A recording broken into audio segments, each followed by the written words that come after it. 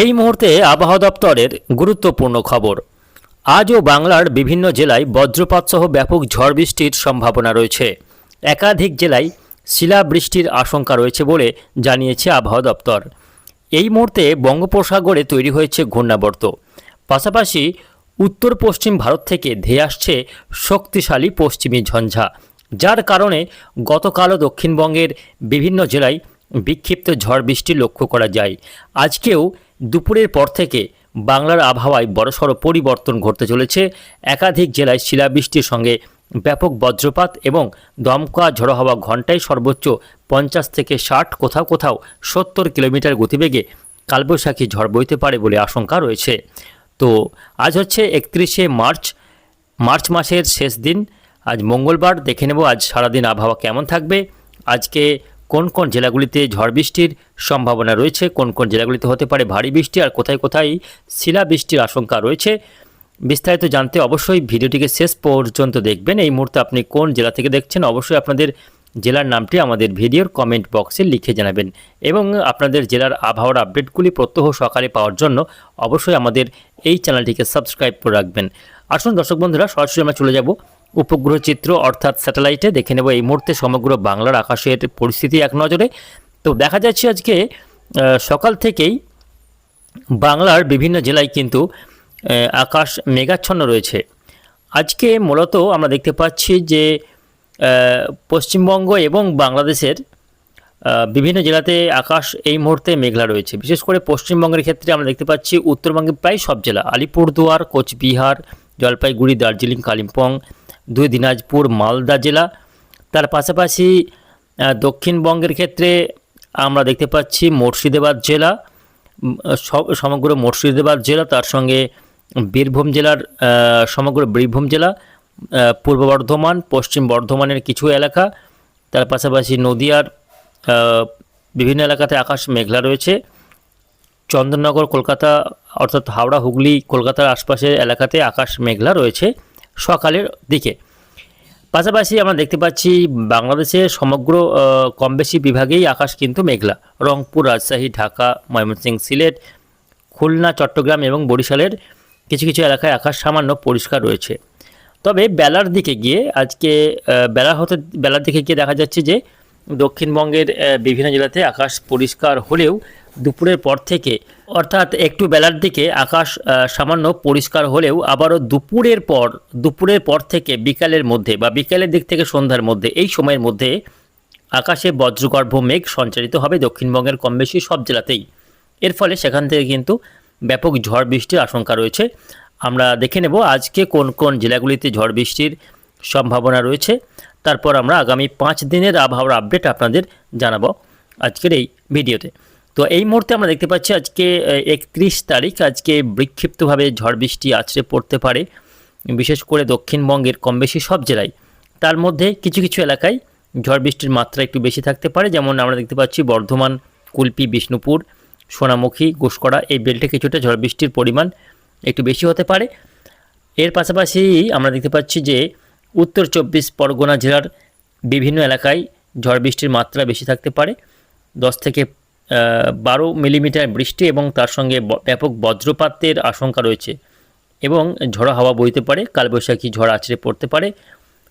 বিশেষ করে আমরা দেখতে পাচ্ছি বাঁকুড়া জেলা, পুরুলিয়া জেলা, বীরভূমের সিউড়ি, বোলপুর, পশ্চিম বর্ধমানের দুর্গাপুর, আসানসোল, বাঁকুড়া, পুরুলিয়া এই সমস্ত এলাকাগুলিতে কালবৈশাখী ঝড়ের আশঙ্কা রয়েছে এবং বৃষ্টিপাতের সম্ভাবনা রয়েছে বজ্রপাত সহ।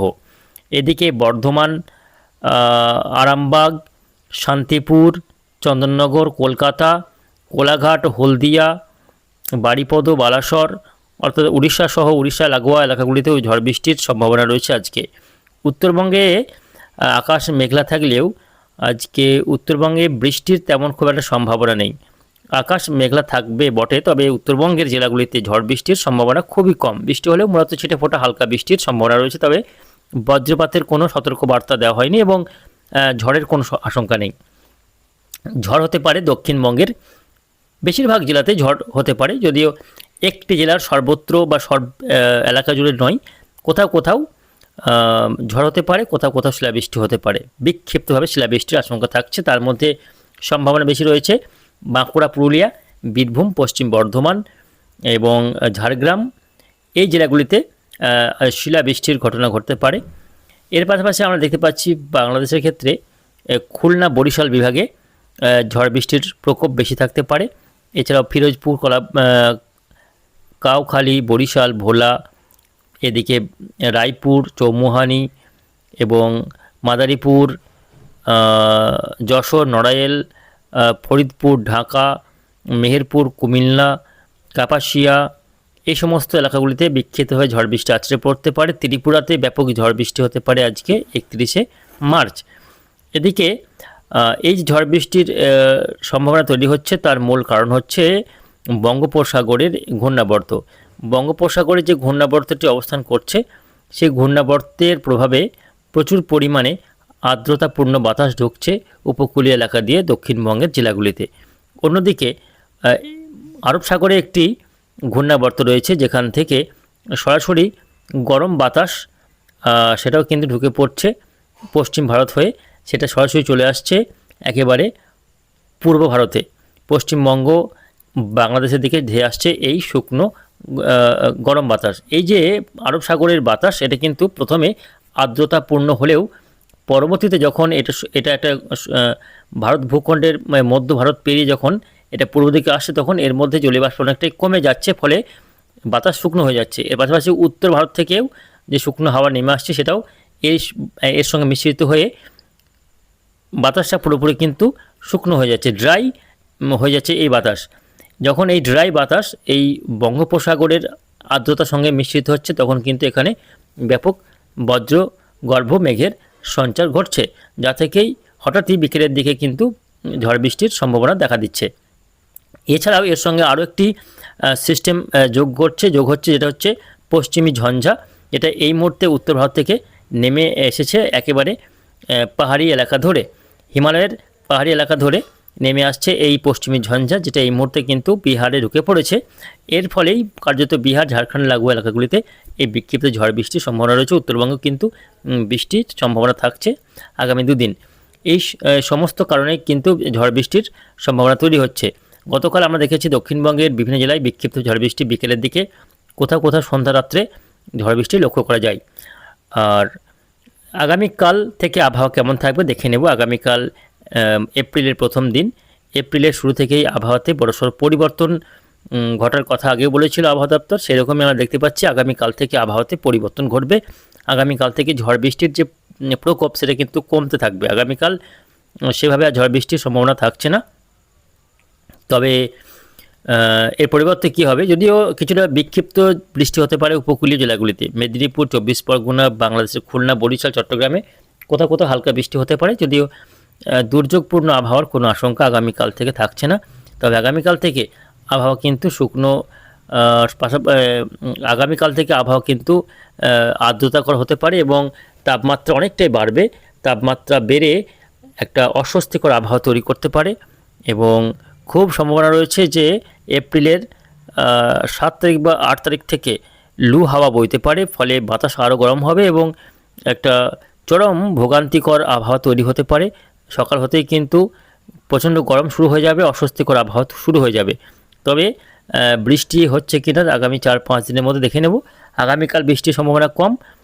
2 তারিখ অর্থাৎ বৃহস্পতিবার পশ্চিমবঙ্গের কোথাও বৃষ্টি নেই, তবে বাংলাদেশের সিলেট, ঢাকা, চট্টগ্রামে বৃষ্টি হতে পারে।